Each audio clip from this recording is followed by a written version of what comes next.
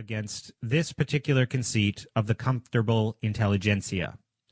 Fabian's strategy and tactics have been openly announced and discussed with clarity for nearly a century, whether identified as Fabian or not. Nothing illegal about it. I do think it a tragedy, however, that government school children are left in the dark about the existence of influential groups with complex social agendas aimed at their lives. I've neglected to tell you so far about the role stress plays in Fabian evolutionary theory. Just as Hegel taught that history moves faster toward its conclusion by way of warfare, so evolutionary socialists were taught by Hegel to see struggle as the precipitant of evolutionary improvement for the species, a necessary purifier eliminating the weak from the breeding sweepstakes. Society evolves slowly towards social efficiency all by itself. Society under stress, however, evolves much faster. Thus, the deliberate creation of crisis is an important tool of evolutionary socialists. Does that help you understand the government school drama a little better? Or the well-publicized doomsday scenarios of environmentalists? This next clip is Philip Zimbardo speaking at TED. Once again, he was the organizer of the Stanford prison experiment. I'm going to let this play, and then we'll wrap this up. Philosophers, dramatists, theologians have grappled with this question for centuries. What makes people go wrong? Interestingly, I asked this question when I was a little kid. When I was a kid growing up in the South Bronx, inner city ghetto in New York, I was surrounded by evil, as all kids are who grow up in a city. And I had friends who were really good kids who lived out the Dr. Jekyll, Mr. Hyde scenario of Robert Louis Stevenson. That is, they took drugs, got in trouble, went to jail, some got killed, and some did it without drug assistance.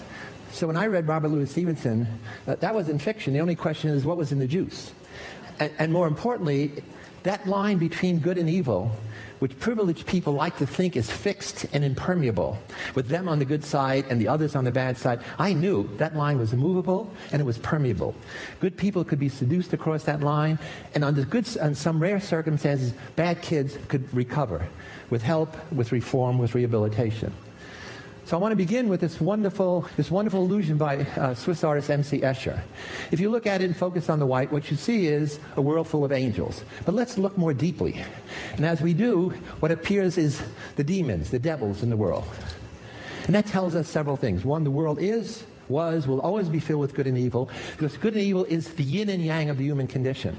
It tells me something else, if you remember. God's favorite angel was Lucifer. Apparently, Lucifer means the light. It also means the morning star in some scripture. And apparently he disobeyed God, and that's the ultimate disobedience to authority. And when he did, Michael the archangel was sent to kick him out of heaven along with the other fallen angels. And so Lucifer descends into hell, becomes Satan, becomes the devil. The force of evil in the universe begins. Paradoxically, it was God who created hell as a place to store evil. He didn't do a good job of keeping it there, though. So this arc of the cosmic transformation of God's favorite angel into the devil, for me, sets the context for understanding human beings who are transformed from good, ordinary people into perpetrators of evil.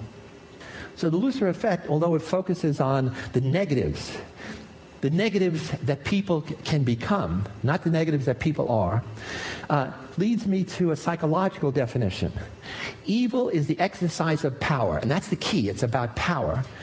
To intentionally harm people psychologically, to hurt people physically, to destroy people mortally or ideas, and to commit crimes against humanity.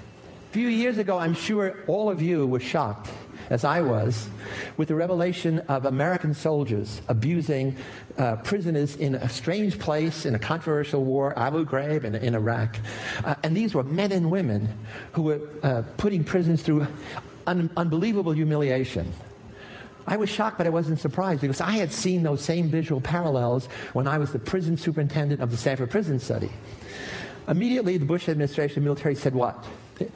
what all administrations say when there's a scandal. Don't blame us. It's not the system. It's the few bad apples, the few rogue soldiers. My hypothesis is American soldiers are good, usually. Maybe it was the barrel that was bad.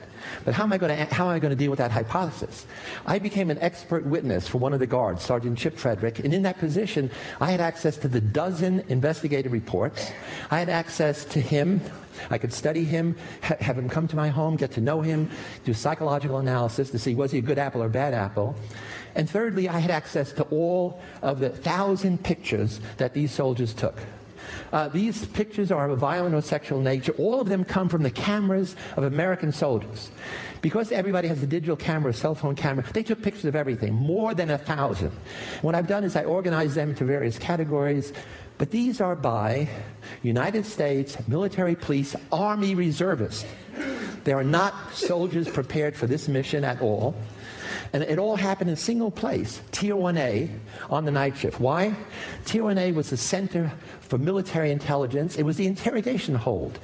CIA was there, interrogators from Titan Corporation, all there, and they're getting no information about the insurgency. So they're going to put pressure on these soldiers, military police, to cross the line, give them permission to break the will of the enemy, to prepare them for interrogation, to soften them up, to take the gloves off. Those are the euphemisms.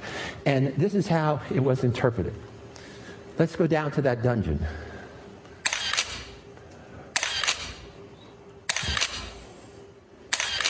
So pretty horrific. That's one of the visual illustration of evil. And it should not have escaped you that the reason I paired the prisoner with his arms out with Leonardo da Vinci's Ode to Humanity is that prisoner was mentally ill. That prisoner covered himself with shit every day, and they used to have to roll him in dirt so he wouldn't stink. But the guards ended up calling him shit boy. What was he doing in that prison rather than in some mental institution? In any event, here's former Secretary of Defense Rumsfeld. He comes down and says, I want to know who was responsible. Who are the bad apples? Well, that's a bad question. You have to reframe it and ask, what is responsible? Because what could be the who of people, but it could also be the what of the situation. And obviously, that's where I'm headed. So how do psychologists go about understanding such transformations of human character if you believe that they were good soldiers before they went down to that dungeon? There are three ways. The main way is what's called dispositional. We look at what's inside of the person, the bad apples. This is the foundation of all of social science, the foundation of religion, the foundation of law.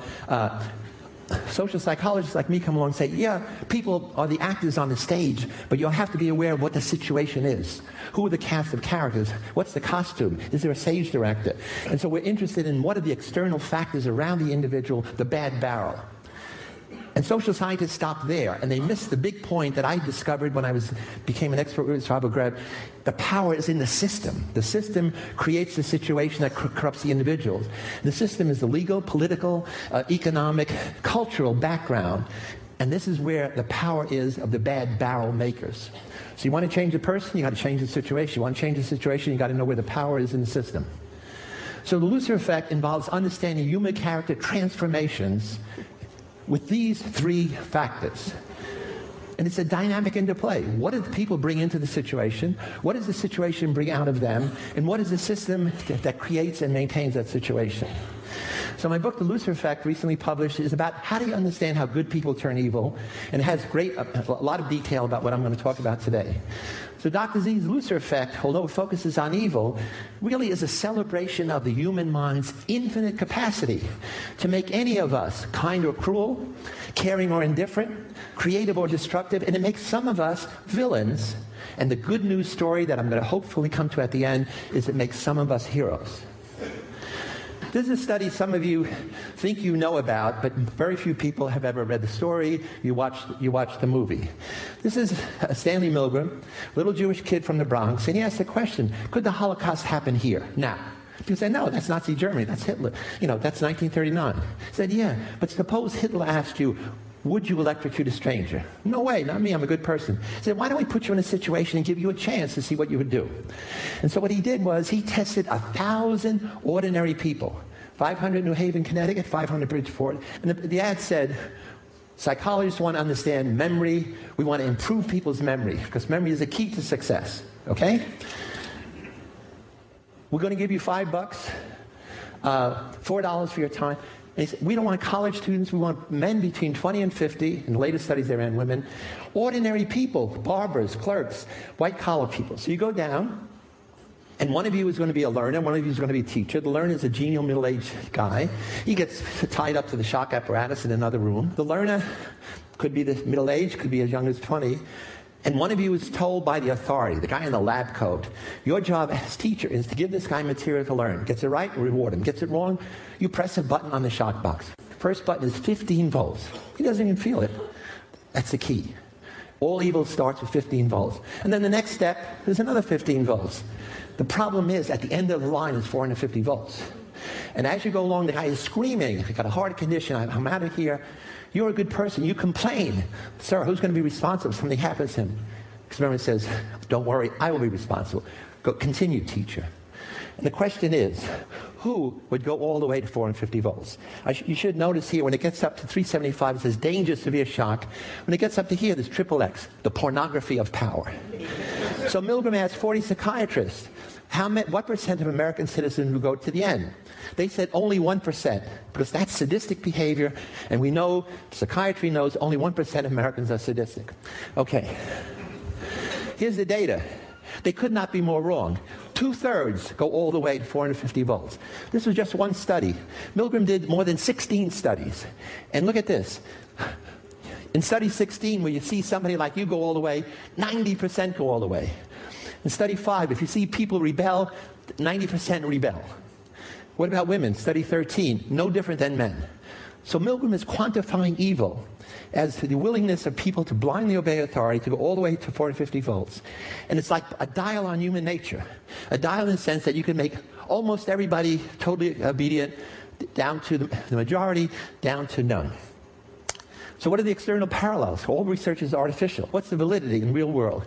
912 American citizens committed suicide or were murdered by family and friends in Guyana jungle in 1978 because they were blindly obedient to this guy, their pastor, not the priest, their pastor, Reverend Jim Jones. He persuaded them to commit mass suicide. And so he's the modern Lucifer effect, a man of God who becomes the angel of death. Milgram's study is all about individual authority to control people. Most of the time, we are in institutions. So the Stanford Prison Study is a study of the power of institutions to influence individual behavior. Interestingly, Stanley Milgram and I were in the same high school class in James Monroe in the Bronx, 1954. So this study, which I did with my graduate students, especially Craig Haney, we also began with an ad. We didn't have money, so we had a cheap little ad. But we wanted college students for a study of prison life. 75 people volunteered, took personality tests, we did interviews, picked 24, most normal, most healthy, randomly assigned them to be prisoner guard. So on day one, we knew we had good apples. I'm going to put them in a bad situation. And secondly, we know there's no difference between the boys who are going to be guards, the boys who are going to be prisoners. The kids who are going to be prisoners said, wait at home in the dormitories, the study will begin Sunday. We didn't tell them that the city police were going to come and do realistic arrests. Police car pulls up in front, and cop comes to the front door, knocks, and says he's looking for me. So they, right there, they took me out the door. They put my hands against the car. It was a real cop car. It was a real policeman, and there were real neighbors in the street who didn't know that I was. This was an experiment. And there was cameras all around and neighbors all around. They put me in the car. Then they drove me around Palo Alto.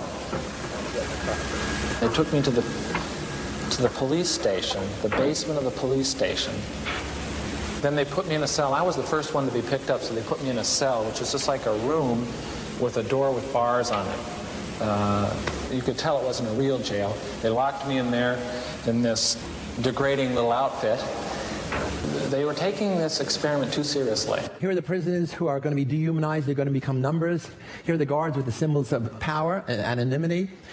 Guards get prisoners to clean the toilet bowls out their bare hands, to do other humiliating tasks. They strip them naked. They sexually taunt them. They begin to do degrading activities, like having them simulate sodomy. You saw simulating fellatio in Soldiers in Abu Ghraib.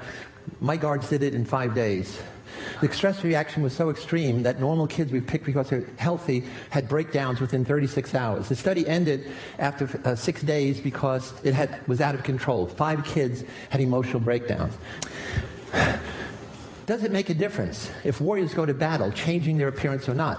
Does it make a difference if they're anonymous in how they treat their victims? We know in some cultures they go to war, they don't change appearance. In other cultures they paint themselves like Lord of the Flies. In some they wear masks. In many soldiers are anonymous in uniform. So with this anthropologist, John Watson found 23 cultures that had 2 bits of data. So they